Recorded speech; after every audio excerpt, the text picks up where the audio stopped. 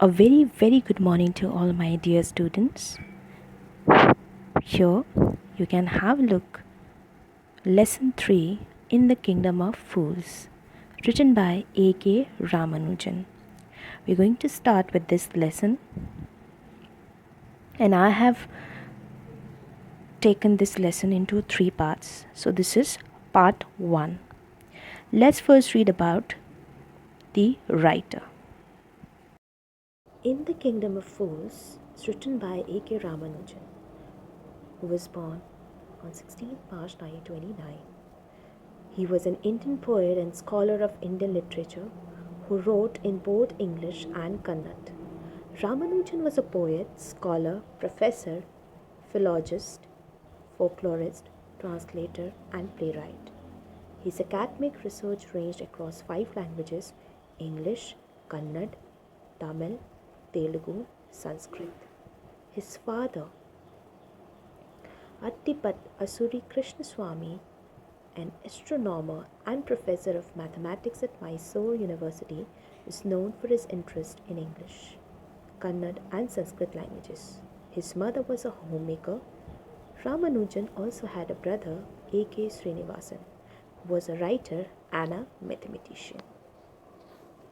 It is believed that fools are so dangerous that only very wise people can manage them.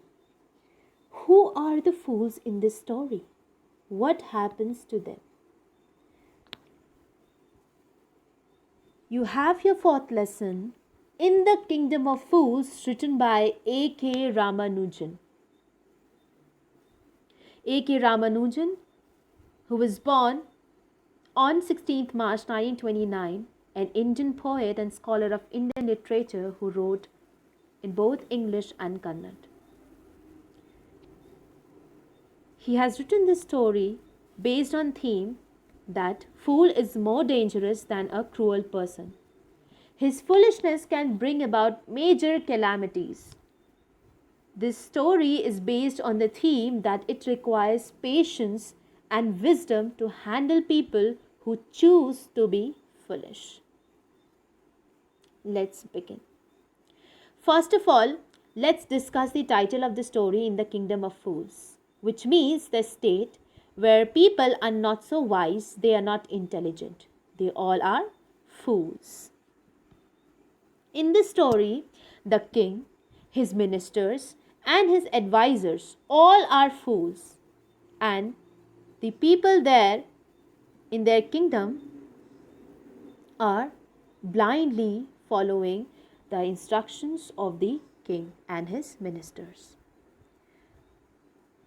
They are all fool, they are not wise and intelligent, and when such kind of people rule the kingdom, then what really happens has been told in the whole story.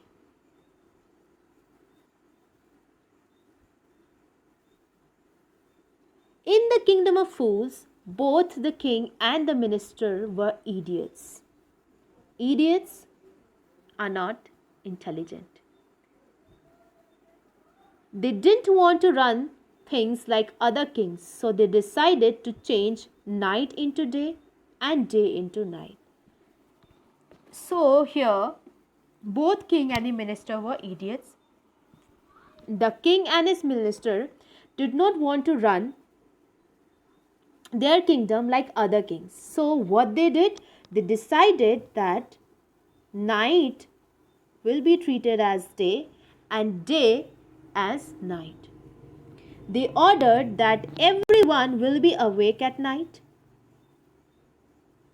run their businesses only after dark, and go to bed only when the sun came up. So this was what decided by the king and the ministers.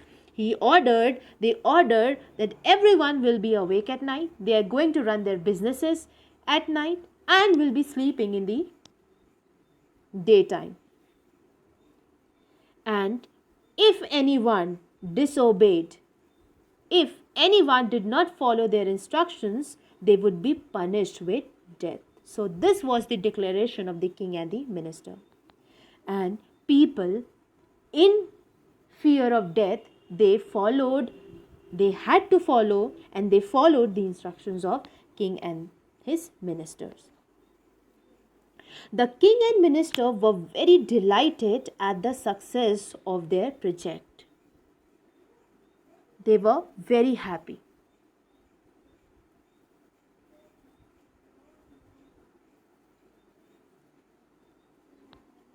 One day, a guru and his disciple arrived in the city. It was a beautiful city. It was broad daylight, but there was no one about. Everyone was asleep, not a mouse stirring. Stirring means moving around. Even the cattle had been taught to sleep by day. Now, what happened? One day, a saint arrived in the kingdom of fools along with one of his disciples. They found that it was a beautiful city, it was broad daylight, and there was no one. Everyone was sleeping, not even a mouse moving around. Even the cattle were taught to sleep in the daytime. The two strangers were amazed by what they saw around them and wandered around town till evening, when suddenly the whole town woke up and went about its nightly business. Amazed means shocked and surprised. So, the same two strangers were not aware that this kind of order had been passed by the king. They were very surprised to see that everyone was sleeping during daytime. They kept on wandering around in the city, and as soon as it was night, everyone woke up and started doing their work. Businessmen were doing business and farmers were farming. Now the shops were open. They went to buy some groceries as they were very hungry. And to their surprise, what they found? That everything cost the same, a single duddu. Whether they bought a measure of rice or a bunch of bananas, it cost a duddu. So it was very strange for them when they found that whatever they buy, be it a measure of rice, be it a bunch of bananas or any other thing, they would require to pay only a single duddu or duddu for everything. Whether they buy a small thing, whether they buy a big one.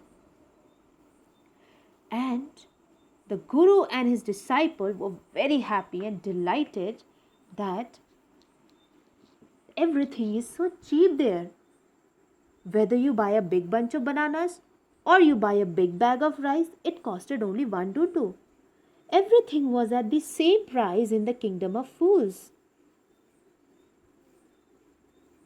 When they had cooked and eaten, the guru realized that this was a kingdom of fools and it wouldn't be a good idea for them to stay there. This is no place for us. Let's go, he said to his disciple, but the disciple didn't want to leave the place. Everything was cheap here. All he wanted was good, cheap food.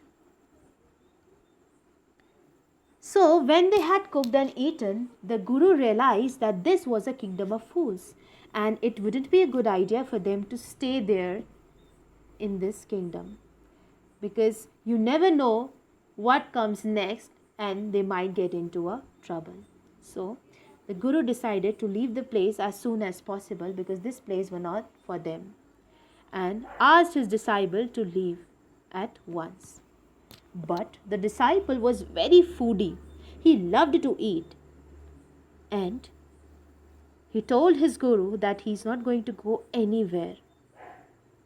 Guru tried to make his disciple understand and told him that everyone out there was a fool and are very dangerous.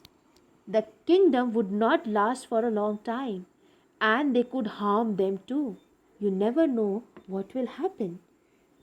So Guru tried his best to explain, to make his disciple understand, but disciple was not ready to listen to his guru at all. He wanted to stay there, he wanted to eat and eat.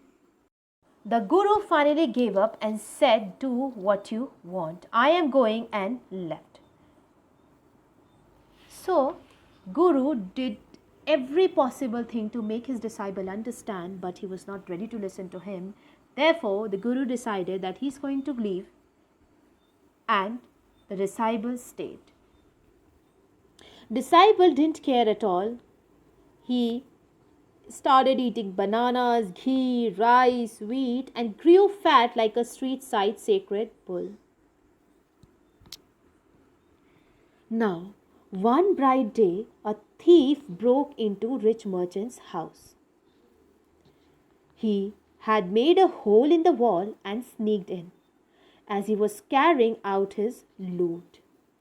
The wall of the old house collapsed on his head and killed him on the spot. His brother ran to the king and complained, "Your Highness, my brother was pursuing his ancient trade. A wall fell on him and killed him.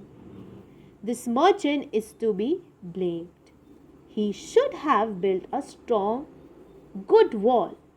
You must punish the wrongdoer and compensate the family for this injustice." The king said, "Justice will be done. Don't worry," and at once summoned the owner of the house. So one day what happened? A thief entered a rich merchant's house. In order to sneak into his house, he made a hole in the wall, and when he was about to move out of the house after looting all the things, the wall broke and fell on his head, and the thief died on the spot. Ancient trade here refers to the theft. The thief's younger brother decided to go to the king and complain that his brother was following his ancient trade. The ancient trade here is theft, robbing, and robbing is definitely a crime.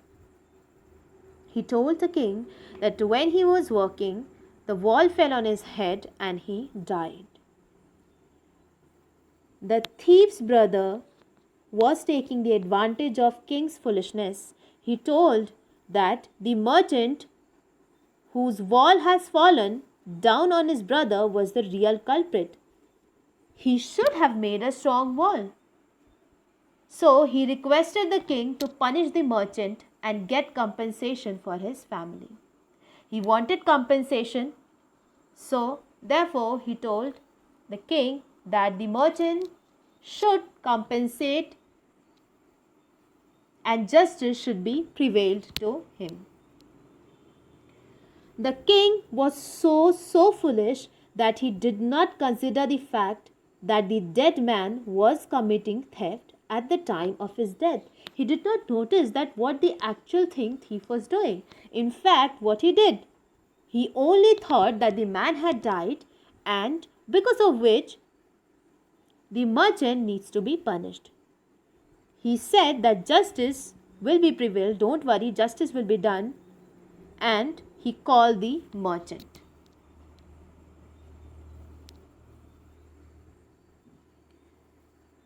Read these 2 pages very carefully, especially about the writer, the theme of the lesson, the introductory part of the lesson. I am going to explain this lesson by breaking into 3 parts. Assignments will be given after every part based on your tutorial, but I want you all to do intensive reading, not extensive reading, but I want you to do intensive reading, keeping pencil in your hands and underlining the words which you're finding difficult, write down their meaning. Okay. Now in the next tutorial you will find that whether justice was prevailed to thief's brother or not. In this part of the video we're going to do the till here. I've given questions based on these 2-3 pages only. Do it in your notebook and we'll continue the lesson in the next tutorial. Thank you.